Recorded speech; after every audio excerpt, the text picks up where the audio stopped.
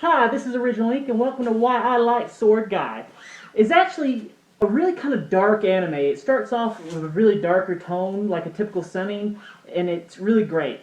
It does take on a lighter tone when we get to meet the main character, and it stays that way until later in the story when it gets dark again. So, essentially, this story follows our protagonist, Gai. And Gai gets this sword called the Shiryu, which is a pretty bad mofo katana for sure. And it follows his story, but at its heart, Sword Gai is a story about legendary weapons, the people who wield them, and their origins. And I really love some of the origins of these, and they really kind of go into also the blacksmiths who forged them, which is interesting because it's not all just the fighting, it's the crafting of the weapons. So essentially, what I didn't like about it was the CGI, and everyone's going to say that. There's a whole bunch of armored battles that kind of take place, and they're in full CGI armor. It's a very poor choice for them to go with that. But luckily, it's not throughout the whole story. And most of the bad CGI is actually on the bad guys. So it gives you more of a reason to root for the good guys, because, at least it's good animation too. But the rest of it's really great, and it's not enough to tear down the anime in total. It kind of will remind you a little bit of Full Metal Alchemist, because Gai, he does have a metal arm, kind of like Full Metal Alchemist, and they even do make mention of the Philosopher's Stone. So for that reason, it might start to remind you. And in its heart, this is a story about the weapons and the people who wield them, fighting for control. So the weapons are trying to take control of the people, and they win, they become the Bosoma, or the bad guys.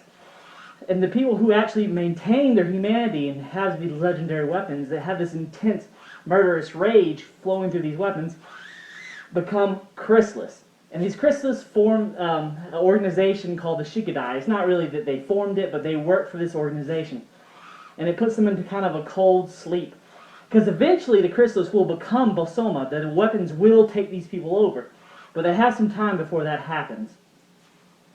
There's another secret organization called the Gami, which is also a pretty interesting one. But they don't go too deep into that.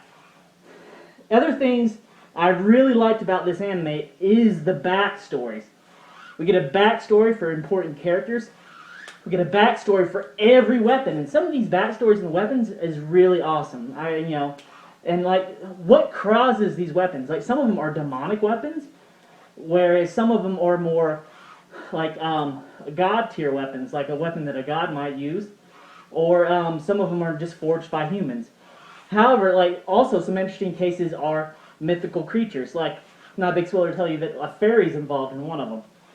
And these backstories is kind of really what makes the anime for me. The characters themselves, like Guy, is a little bit of a cold fish. He's not a particularly great character. And in battles, he's more kind of taken over by the weapon a little bit anyway, so his character isn't that great. Some of the side characters are really good too. They're fleshed back, going back to the backstories, great backstories. Some of the characters I did really like, which should be interesting seeing them come back in Season 2. One thing that I didn't like, though, necessarily, well, I liked and I didn't like it, is how they handle the characters, particularly the bad guys.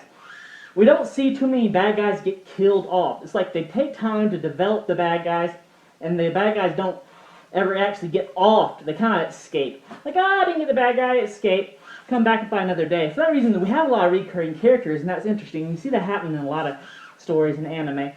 They really overdo the not killing off the bad guys, though. But what deaths do happen. They're very gory. That's really why I like the anime, because it's a whole lot of blood and murder, and these weapons are just thriving on it.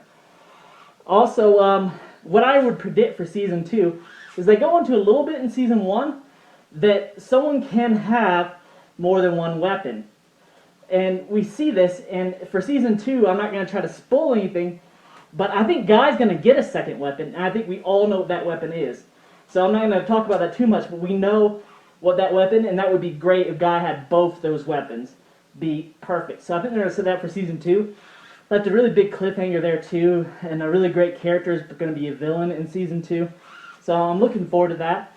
So I can't wait. Alright, thanks for everyone for coming.